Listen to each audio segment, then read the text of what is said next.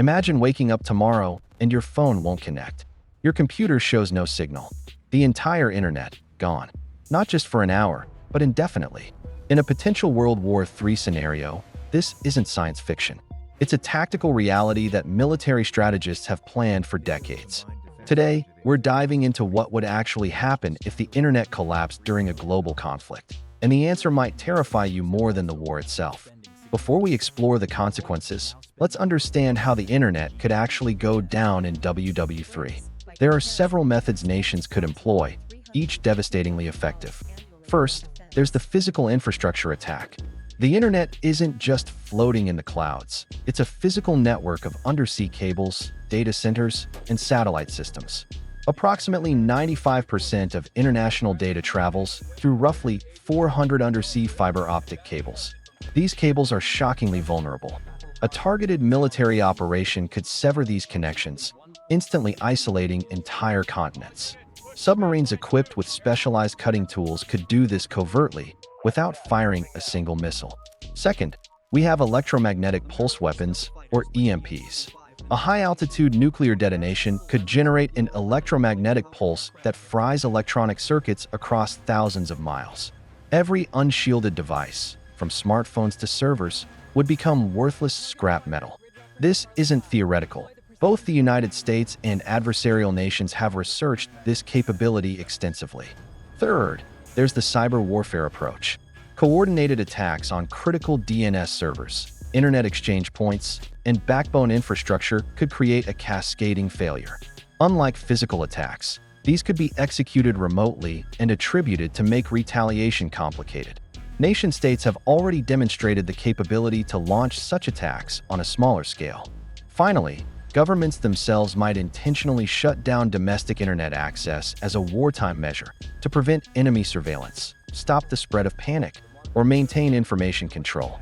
We've seen peacetime versions of this in various countries during political unrest.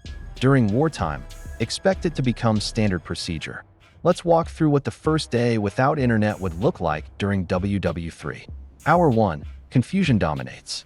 People frantically restart their devices, check cables, and wonder if it's just their service provider. News spreads slowly through traditional radio and television broadcasts, if those are still operational. Without internet connectivity, journalists struggle to verify information or coordinate reporting. Hours 2 through 6. Panic begins to set in. ATMs stop working because they can't connect to banking networks. Credit card transactions fail at stores. Gas stations can't process payments at the pump.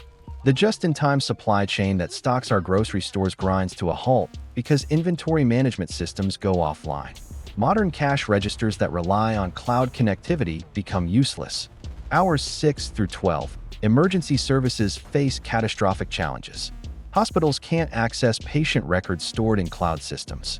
911 dispatch centers lose their computer-aided dispatch systems. GPS navigation stops working for emergency vehicles if satellite systems are compromised. Prescription systems at pharmacies fail, leaving people unable to refill critical medications. Hours 12 through 24. Social breakdown accelerates. Without the ability to communicate with distant family members, anxiety transforms into desperation. Misinformation spreads unchecked through word of mouth.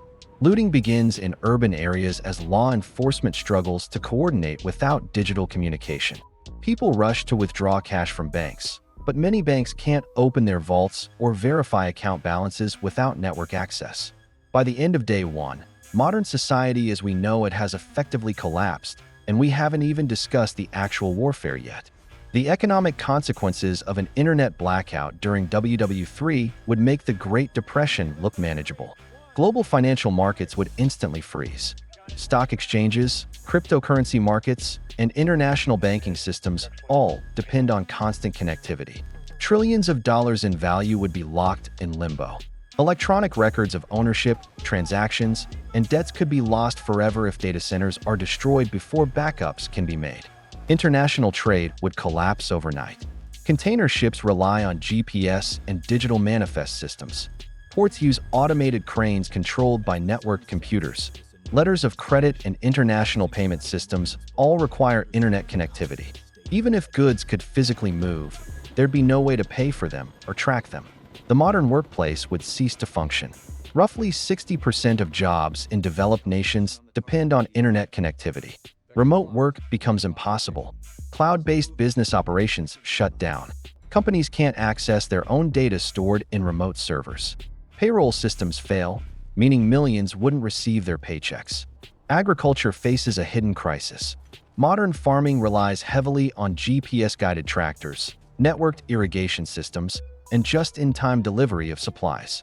Livestock operations use automated feeding systems connected to the internet. Within weeks, food production would plummet, creating shortages even in agricultural nations. The entertainment and information economy vanishes completely. No streaming services, no social media, no online gaming. For younger generations who've never known life without the internet, this psychological adjustment would be traumatic in itself.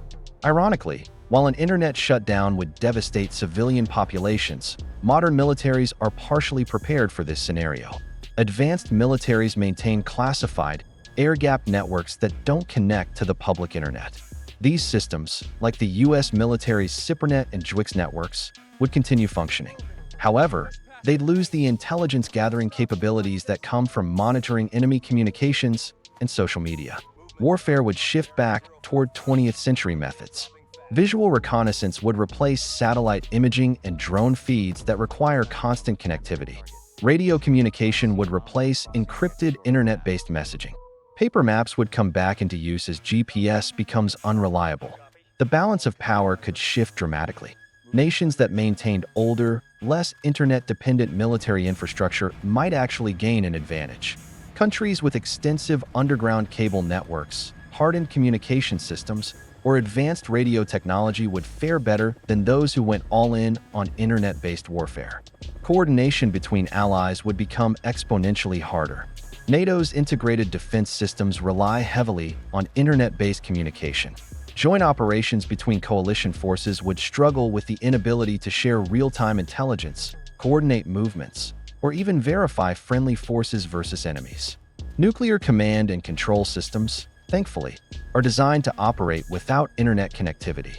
However, the early warning systems that detect incoming missiles might be compromised, increasing the risk of miscalculation and accidental escalation. Beyond the practical challenges, the psychological impact of losing the internet during a war would reshape society in profound ways. Information would become the most valuable commodity. Without the ability to search online, knowledge stored in physical books would suddenly be priceless. Libraries would transform from quiet study spaces into critical information hubs. People with technical skills, medical knowledge, or practical expertise would become community leaders. Communication would return to analog methods. Ham radio operators would become vital links between communities. Postal services, if they could still function, would carry letters that take weeks instead of emails that take seconds. Word of mouth would be the primary way news spreads, making rumors and misinformation far more dangerous. Community structures would fundamentally change.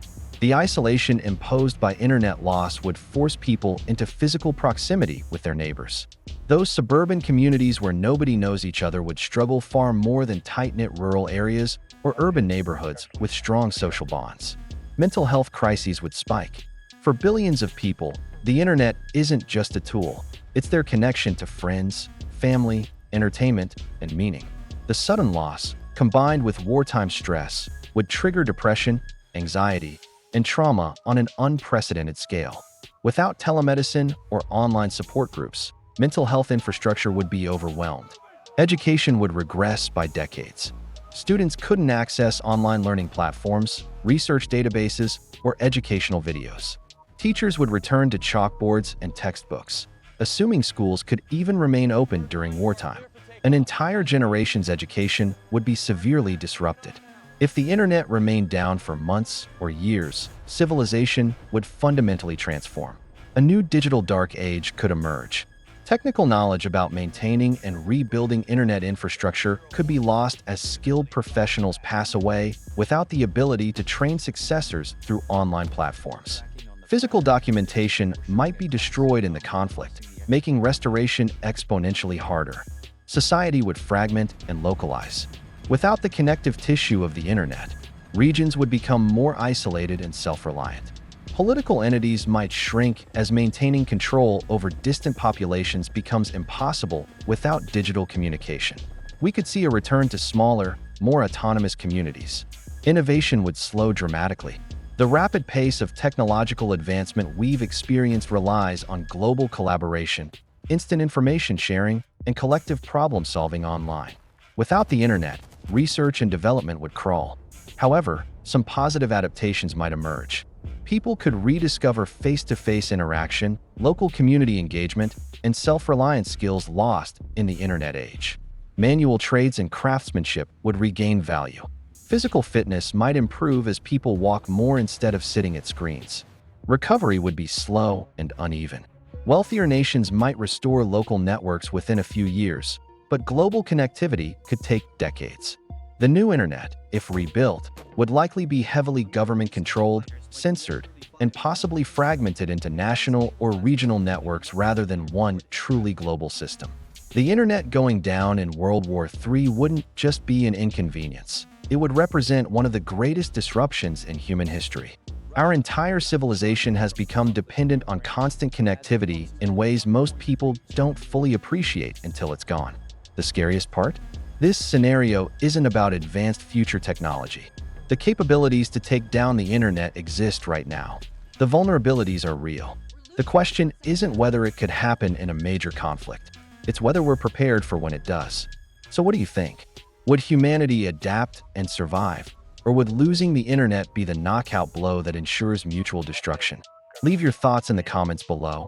And if this video made you think, share it with someone who needs to see it. Because in a world increasingly dependent on staying connected, understanding what happens when we're disconnected might be the most important preparation we can make. Thanks for watching.